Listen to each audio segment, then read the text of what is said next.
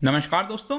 I am sure आपने देखा होगा पिछले 1-2 वर्षों से मालदीव्स के अंदर एंटी इंडिया कैंपेन चलाया जा रहा था, लेकिन रिसेंटली यहां पर आपको पता हो तो हमारे external affairs minister S Jaishankar साहब वो मालदीव्स के दौरे पर गए हुए हैं। मालदीव्स हो गया, श्रीलंका हो गया, वो सब जगह जा रहे हैं, लेकिन उसके जस्ट पहले एक काफी बड़ा रैली मालदीव्स के अंदर निकालने की कोशिश की जा रही थी। उसका एक मेन कारण है कि जो ऑपोजिशन के लीडर हैं इस समय, आपको पता होगा यमीन, जो कि फॉर्मर प्रेसिडेंट रह चुके हैं, काफी करीबी माने जाते हैं चाइना के, उनके द्वारा ये पूरा जो रैली है उसको किया जा रहा था, लेकिन उसको यहाँ पर जो सरकार है वो रोक दिया। और इसी को देखते हुए यहाँ पर आप देख सकते हो former president Abdulla Yameen returns to politics with Chinese propaganda.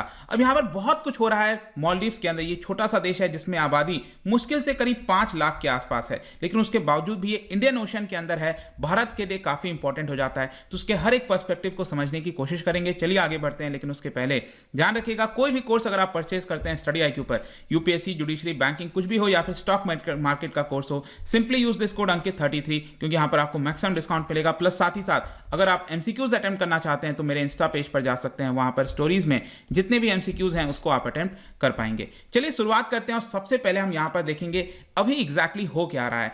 2019 में अगर आपको याद हो, जो फॉर्मर मालदीव्स के प्रेसिडेंट थे अब्दुल्ला यमीन, उनको करप्शन के चार्जेस पे हाउस अरेस्ट कर लिया गया था, उनको अरेस्ट कर लिया गया था, कुछ फाइन वगैरह लगाया गया था। लेकिन अभी क्या हुआ है कि वो वापस पॉलिटिक्स में रिटर्न आ गए हैं और एंटी इंडिया कैंपेन पुश करने की कोशिश की जा रही है। डिस्पाइट मैं आपको बता दूं, जो मालदीव्स है, जो माले है, वो फूड सिक्योरिटी पर काफी डिपेंडेंट है भारत पर। मतलब भारत से बहुत सारा जो फूड है वो मालदीव्स में भेजा जाता है। अब अगर आप देखोगे तो इसका मेन कारण यह है कि जो वहां की टॉप कोर्ट है उसने यहां पर बरी कर दिया है, जो यमीन है उनको यहां पर हाउस अरेस्ट से बरी कर दिया है, और इसकी वजह से अब वो कोशिश कर रहे हैं कि किसी प्रकार से एंटी इंडिया कैंपेन का सहारा लेकर वो अपना सपोर्ट बेस जुटा सकें। ऑल्दो मैं आपको बता दूं कि 2015 में ही यहां पर जो चाइनीज डेट ट्रैप की शुरुआत है वो इन्हीं के द्वारा की गई थी। जब इनका शासन था मालदीव्स के अंदर तो भारत और मालदीव्स के रिश्ते आपको याद होगा बहुत ज्यादा खराब हो गए थे यमीन के दौरान, और क्योंकि वो बहुत ज्यादा चाइना की तरफ झुकाव रखते थे,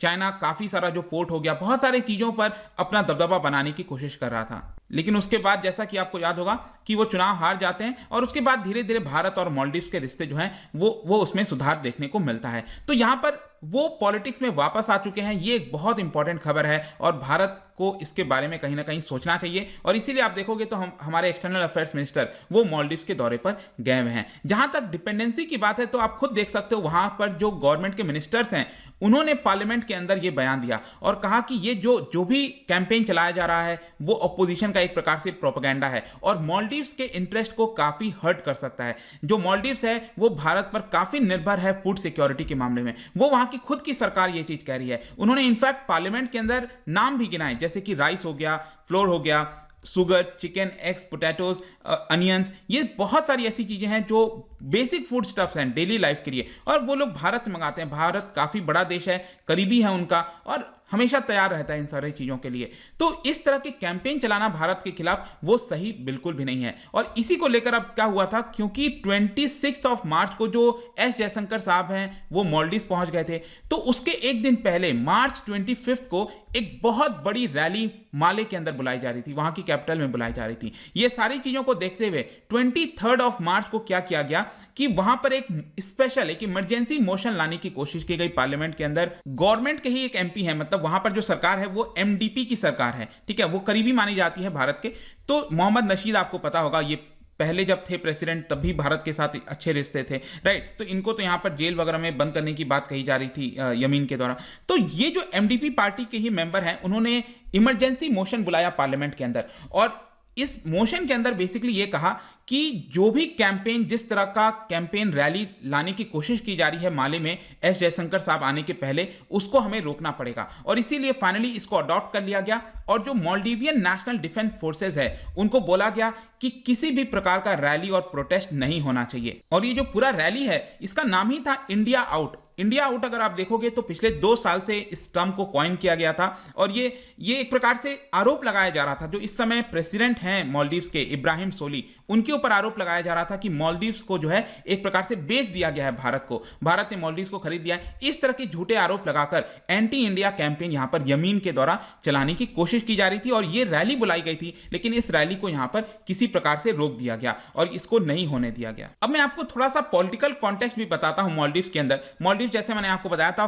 5 लाख जो पॉपुलेशन है उसके आसपास आपको देखने को मिलेगा। वहां पर जो एक्चुअल डेमोक्रेसी अगर आप देखोगे ना तो वो 2005 के बाद से ही आता है और पिछले एक दशक में वहां पर जो भी पॉलिटिक्स हुआ है उसका एक बहुत बड़ा इंफ्लुएंस रहा है जियो पॉलिटिकल क्रॉसमेंट में, वो काफी ज्यादा आ गया है क्योंकि एक तरफ भारत और एक चाइना, दोनों लोग कहीं ना कहीं कोशिश कर रहे हैं कि यहां पर जो मालदीव्स के अंदर इन्फ्लुएंस है वो अपना बना कर रखे। अब क्योंकि भारत अगर आप देखोगे तो सबसे करीबी है, चाइना काफी दूर हो जाता है अगर आप ज्योग्राफिकल पॉइंट ऑफ व्यू से देखिए तो। और इसीलिए जब उस समय मतलब कि 20th सेंचुरी के पहले पहले जो वहां के एक बहुत ही स्ट्रांग लीडर माने जाते थे, प्रेसिडेंट थे अब्दुल गयोम, उनको काफी ज्यादा सपोर्ट मिलता था भारत से और इनफैक्ट उनको तख्ता पलट करने की भी कोशिश की गई थी मालदीव्स में, एक बार आपको याद होगा। और इसी की वजह से भारत ने एक ऑपरेशन चलाया था पहली बार कि किसी फॉरेन कंट्री को मदद किया था और वो था ऑपरेशन कैक्टस, और उसके तहत यहां पर जो अब्दुल गयोम की सरकार है उसको यहां पर बचा लिया था। तो इसी की वजह से आप कह सकते हो कि भारत और मालदीव्स के रिश्ते हमेशा से काफी अच्छे रहे। लेकिन पिछले 20 वर्षों से अगर आप देखोगे तो जो भी पॉलिटिक्स हुआ है मालदीव्स के अंदर उसमें फॉरेन पॉलिसी का बहुत इंपॉर्टेंट रोल रहा है, क्योंकि ये पिछला 20 वर्ष अगर आप देखिए तो चाइना का काफी तेजी से राइज हुआ है। चाइना अपना जो इन्फ्लुएंस है इंडियन ओशन के अंदर या फिर कहीं पर भी उसको उसने ज्यादा बढ़ाने की कोशिश की है। तो मालदीव्स के अंदर जो दो पार्टी है, एक तरफ है एमडीपी और उसके जो लीडर है वो है नशीद, और दूसरी तरफ यहां पर जो पार्टी है उसके लीडर हैं यमीन। तो यमीन एक प्रकार से चाइना के प्रॉक्सी बताए जाते हैं और जो एमडीपी है जिसके लीडर नशीद आप कह सकते हो या फिर इब्राहिम सोली जो इस समय प्रेसिडेंट है, वो प्रो इंडिया की तरफ झुकाव रखते हैं ऐसा बताया जाता है। और लास्ट जो प्रेसिडेंशियल और पार्लियामेंट्री इलेक्शन हुआ था वो हुआ था 2018 में, जिसमें एमडीपी दैट इज नशीद वाली जो पार्टी है वो जीत कर आ गई थी और इसीलिए भारत और मालदीव्स के रिश्ते काफी अच्छे होते गए। और जहां तक यमीन की बात है, यमीन को करप्शन के चार्जेस पर यहां पर जो है बंद कर दिया गया जेल में, तो वो समय देखने को मिला। लेकिन अभी क्या है ना कि अगला इलेक्शन होने वाला है 2024 में, अगला, क्योंकि 6 साल के बाद होता है वहां पर। तो 2024 में जो इलेक्शन हो रहा है, अब क्या हुआ है क्योंकि यमीन को रिलीज कर दिया गया था अभी 5-6 महीने पहले दिसंबर 2021 में, तो एक प्रकार से 2024 के इलेक्शन को देखते हुए वो अपना एंटी इंडिया जो रैलीज है, जो पिच है, उसको बढ़ाते जा रहे हैं। और कई सारे रैलीज में वो देखने को मिले थे, कई सारे प्रोटेस्ट साइट्स को उन्होंने यहां पर सपोर्ट भी किया था और अगले प्रेसिडेंशियल इलेक्शन में वो अपना ज्यादा से ज्यादा सपोर्ट बेस जुटा सकें, कहीं ना कहीं यही दिख रहा है। और इसमें पीछे से चाइना की यहां पर एक प्रकार से मदद की जा रही है क्योंकि वो बहुत ज्यादा क्लोज हैं। ये एक ओपन है, मतलब ओपन सीक्रेट आप कह सकते हो कि यहां पर जो चाइना है वो लगातार उनको मदद करता रहता है। जहां तक इंडिया आउट कैंपेन की बात है, देखिए ये जो इंडिया आउट कैंपेन है वो करीब 2 साल पहले स्टार्ट हुआ था, लेकिन ये जब स्टार्ट हुआ था तो बहुत ही छोटे स्तर पर हुआ था। जो इब्राहिम सोली की गवर्नमेंट है इस समय, उनके ऊपर आरोप लगाया गया कि ये इंडिया फ्रेंडली पॉलिसीज बहुत ज्यादा अपनाते हैं, लेकिन धीरे धीरे ये एक बहुत बड़े एलिगेशंस में कन्वर्ट हो गया। क्यों हो गया? क्योंकि वहां पर एक झूठा प्रोपेगेंडा फैलाया गया मालदीव्स के अंदर कि भारत का एक काफी बड़ा मिलिट्री कंटिंजेंट वो मालदीव्स के अंदर आ गया है, मतलब कि भारत अपना एक बेस बना रहा है धीरे से चुपके से मालदीव्स के अंदर। ऐसा आरोप वहां की सरकार, इस समय जो सोली सरकार है, उनके ऊपर लगाया गया। और ये कहां पर बन रहा है? ये आपको मिलेगा यूटीएफ, उथुरु थिलाफालू। ये अगेन मैं आपको मैप में दिखाना चाहता हूं, ये आप देख रहे हो, ये है आपका माले जो कैपिटल है, उसके ऊपर ये वाला इंटरनेशनल एयरपोर्ट वाला आइलैंड देखने को मिलेगा। और उसके लेफ्ट हैंड साइड में यहां पर आप देखोगे ना तो ये है आपका उथुरु थिलाफालू। तो प्रॉब्लम क्या है यहां पर कि वहां पर जिस तरह का एंटी इंडिया कैंपेन चलाया जा रहा है उनके सपोर्टर्स के द्वारा, उनका कहना है कि भारत यहां पर अपना बेस बना रहा है, मिलिट्री बेस बना रहा है। लेकिन एक प्रकार से आप कहो तो ये झूठा आरोप है, क्योंकि वहां की सरकार और क्लियरली बोला गया है कि हम वहां पर कोई भी भारत की मिलिट्री को नहीं वहां पर आने दे रहे हैं। वहां पर बेसिकली क्या है कि जो मेंटेनेंस वगैरह के लिए लोग चाहिए, फ्लाइट क्रू चाहिए, क्योंकि वहां पर एक डॉकयार्ड बनाया जा रहा है, आप कह सकते हो हार्बर बनाया जा रहा है, किसके लिए? मालदीवियन कोस्ट गार्ड के लिए। तो ऑब्वियस सी बात है, मालदीव्स उसको खुद अपने आप नहीं बना सकता, इसलिए भारत की मदद ले रहा है। तो भारत के काफी सारे वहां पर जैसे डॉनियर एयरक्राफ्ट, 3 डॉनियर एयरक्राफ्ट वहां पर मौजूद किए गए हैं ताकि सर्विलेंस वगैरह वहां पर रखा जा सके, एयर एम्बुलेंस की फैसिलिटीज लगाई गई है। तो ये सारी चीजों को एक प्रकार से मालदीव्स के अंदर दिखाया जा रहा है कि भारत ने अपनी मिलिट्री भेज दी है, बल्कि वहां पर भारत चीजों में मदद कर रहा है ताकि वो अपना खुद का सिक्योरिटी इंफ्रास्ट्रक्चर बना सके। तो ये सारी चीजें आपको देखने को मिलेगी। अब देखते हैं आगे क्या होता है, बट अगेन आई होप कि जो भी पॉलिटिक्स चल रहा है इस समय मालदीव्स में, वो सब कुछ आपको समझ में आया होगा। जाने से पहले एक इंटरेस्टिंग क्वेश्चन, मालदीव्स की हम बात कर रहे हैं, आपको पता होगा कि मालदीव्स जो है वो ब्रिटिश प्रोटेक्टोरेट स्टेट बन गया था इन द ईयर 1796। काफी पहले जो है ब्रिटिश ने एक प्रकार से अपने अंडर में ले लिया था। क्या बता सकते हो आखिरी जो ट्रूप्स हैं ब्रिटिश के, वो उन्होंने कब छोड़ा था मालदीव्स? मतलब मालदीव्स को कंप्लीटली कब छोड़ दिया गया था ब्रिटिश ट्रूप्स के द्वारा, यह आपको बताना है। इसका राइट आंसर आपको पता ही है, मेरे इंस्टाग्राम पर तो मिलेगा ही, वहां पर अगर आप नहीं हो कोई बात नहीं, टेलीग्राम से भी ले सकते हैं इसका सही उत्तर।